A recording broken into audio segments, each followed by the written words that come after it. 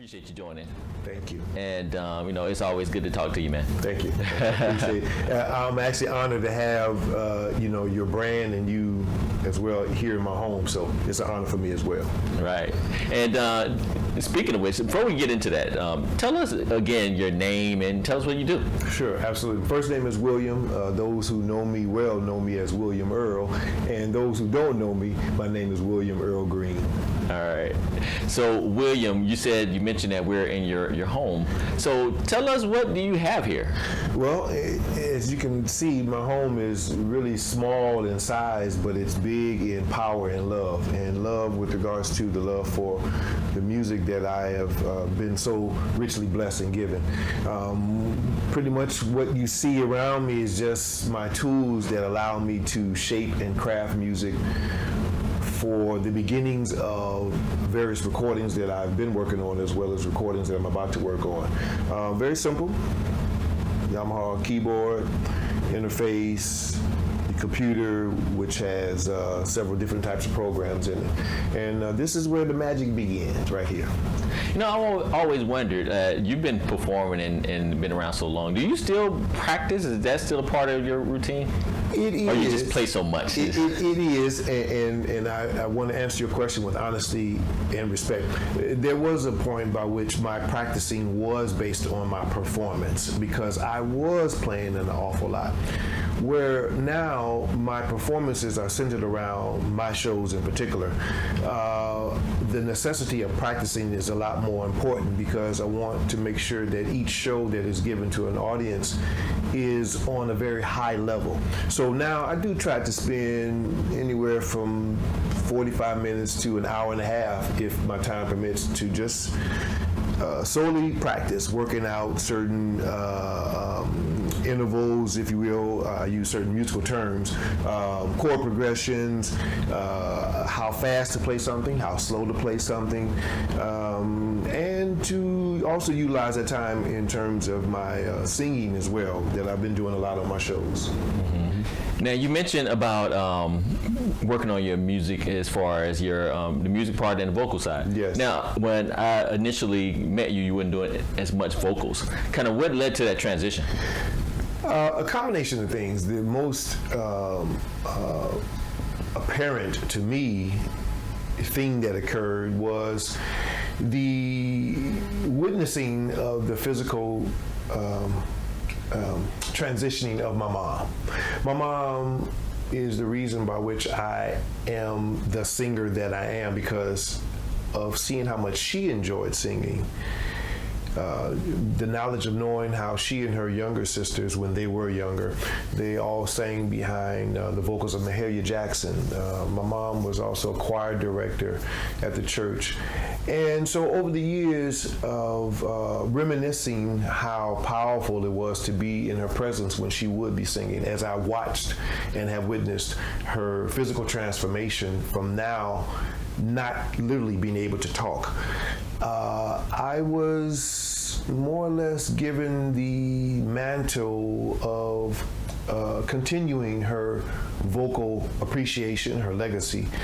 And because I'm always singing whatever I play, it just made sense. Well, why aren't you singing then during your performance? Thus, I've started writing songs around my voice, as well as producing songs for other great vocal talents that are comfortable with me sharing with them how I interpret singing something. Not that I'm a great singer by any stretch of the imagination, but what's great about my singing is it is from the heart, it's pure, it's in tune, and it mirrors the soul within me. So that's the reason why I just chose to make it a part of my musical arsenal.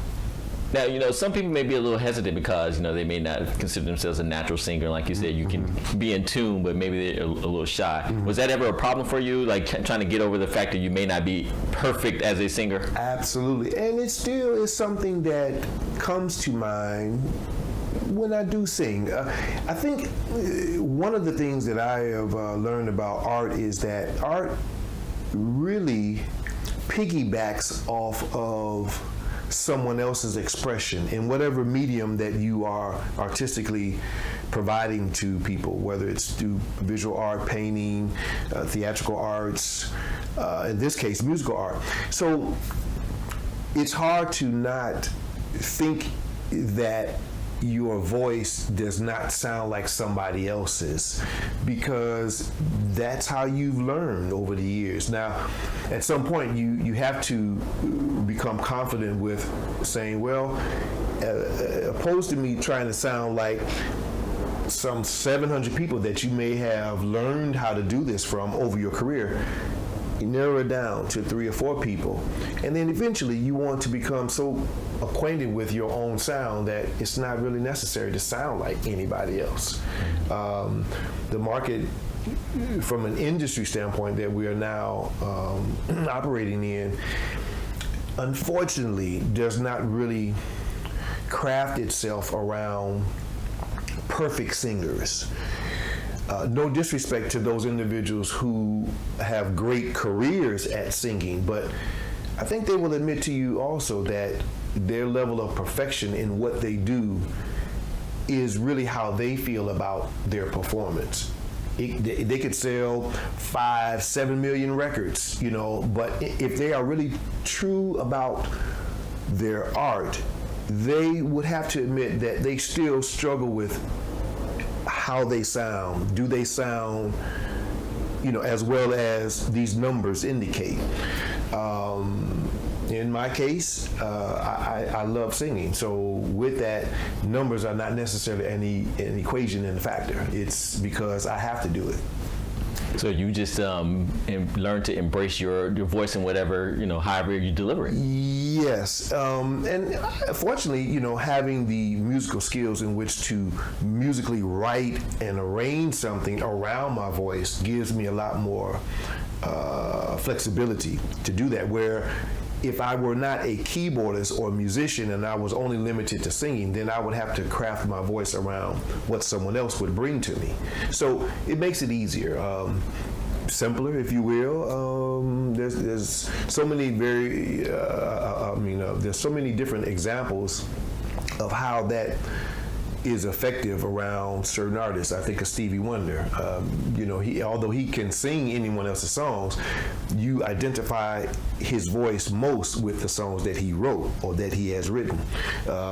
Case in point with that is the fact that Stevie Wonder wrote "Tell Me Something Good," but you very seldom hear him perform that. But once you hear Chaka Khan do it, you don't think of Stevie Wonder, you think of her. So it's the beauty of how music allows an individual to showcase their individual thumbprint, their identity, based on their either their skill set or the level of the gift that they've been given, from a spiritual standpoint. Mm-hmm. So you're able to craft a sound that basically matches your voice. Absolutely. That's kind of what you're doing, huh? Yes, and again, I'm not the only musician that does that or has done that. That's what we hear in the industry for the most part, with the exception of individuals who are not able to play an instrument and they only rely on the music that is being provided to them. Thus, they have to kind of conform to that. Mm-hmm. You see what I'm saying? So it's convenient for me. I like it.